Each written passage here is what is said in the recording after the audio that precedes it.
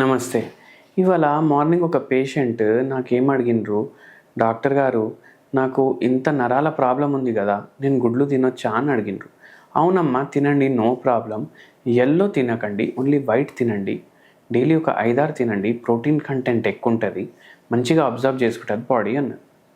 అయితే ఆ పేషెంట్ నాకు క్రాస్ క్వశ్చనింగ్ ఏం చేసారు తెలుసా మీకు, కానీ బర్డ్ ఫ్లూ ఉంది కదా మళ్ళీ గుడ్లు తినొచ్చా అని అడిగిండ్రు.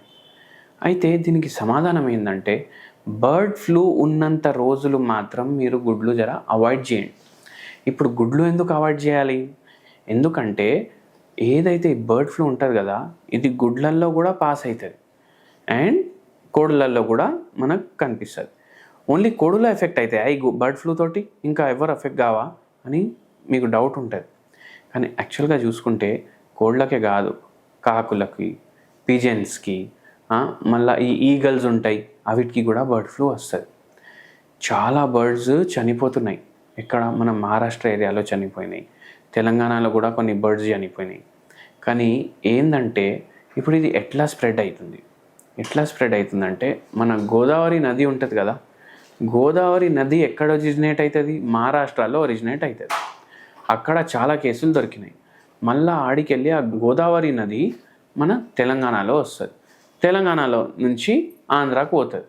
అయితే ఈ మొత్తం గోదావరి బెల్ట్ ఉంటుంది కదా, ఈ బెల్ట్ మొత్తం మనకు బర్డ్ ఫ్లూ అనేది కనిపిస్తుంది. ఇప్పుడు ఓన్లీ బర్డ్స్కి వచ్చింది అనుకోండి, మీరు చికెన్ తిన్నా ప్రాబ్లం లేదు, మీరు ఎగ్స్ తిన్నా ప్రాబ్లం లేదు. ఎందుకు?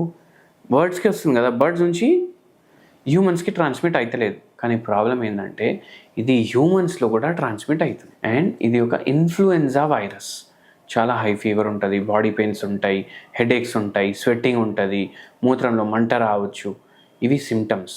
మళ్ళీ దాంతోపాటు ఇంకో ప్రాబ్లం ఏంటంటే మహారాష్ట్రలో 2 లెపర్డ్స్ చనిపోయినాయి, ఒక సింహం చనిపోయింది బర్డ్ ఫ్లూ వల్ల. మీరేం జాగ్రత్తలు పాటించాలి?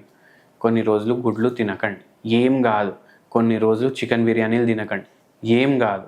కొన్ని రోజులైతే జర టెంపరేచర్లు కూడా పెరుగుతాయి. జర టెంపరేచర్ పెరిగితే ఆటోమేటికలీ బర్డ్ ఫ్లూ పోతుంది. ఇప్పుడు ఇదేమన్నా ఫస్ట్ టైం వచ్చిందా? ఫస్ట్ టైం ఏం రాలేదు, ఇంతకుముందు కూడా చాలాసార్లు వచ్చింది. ఈ వైరస్ స్ట్రెయిన్ పేరు కూడా H5N1 వైరస్, ఇన్ఫ్లుయెన్జా వైరస్ అంటారు. ఇది H1N1 ఇన్ఫెక్షన్ ఇంతకుముందు వచ్చింది కదా, అట్లనేది H5N1 వైరస్. సో ఇది అవాయిడ్ చేయండి. మళ్ళీ బై ఛాన్స్ మనం ప్రివెంట్ చేసుకోవాలంటే ఎట్లా? జెల్సీమియం 0/9 పొటెన్సీ అనేసి ఒక హోమియోపతి మెడిసిన్ ఉంటుంది. ఇది డైలీ 4 గోళీలు ఒకసారి వేసుకోండి, మీకు బర్డ్ ఫ్లూ నుంచి ప్రొటెక్షన్ ఇస్తుంది. బై ఛాన్స్ బర్డ్ ఫ్లూ వస్తే ఎట్లా? హోమియోపతిలో చాలా మంచి ట్రీట్మెంట్ ఉంటుంది. ఇంతకు ముందు కూడా వచ్చినప్పుడు మనం చాలామందికి ట్రీట్మెంట్ ఇచ్చినాం. స్వైన్ ఫ్లూకి ఇచ్చినాం, బర్డ్ ఫ్లూకి ఇచ్చినాం, కోవిడ్కి ఇచ్చినాం. సో బై ఛాన్స్ మీకు ఎటువంటి ఫ్లూ ఉన్నా, ఎటువంటి ఫీవర్ ఉన్నా మీరు మనకు కన్సల్ట్ చేయొచ్చు. ఎందుకంటే మనం యాంటీబయాటిక్లు ఇవ్వకుండా డైరెక్ట్ మెడిసిన్ ఇచ్చి తగ్గిస్తాం పేషెంట్కి. ఈ మెడిసిన్కి మళ్ళీ సైడ్ ఎఫెక్ట్ కూడా ఉండదు. సైడ్ ఎఫెక్ట్ లేని మెడిసిన్ అంటే హోమియోపతి మెడిసిన్. Thank you.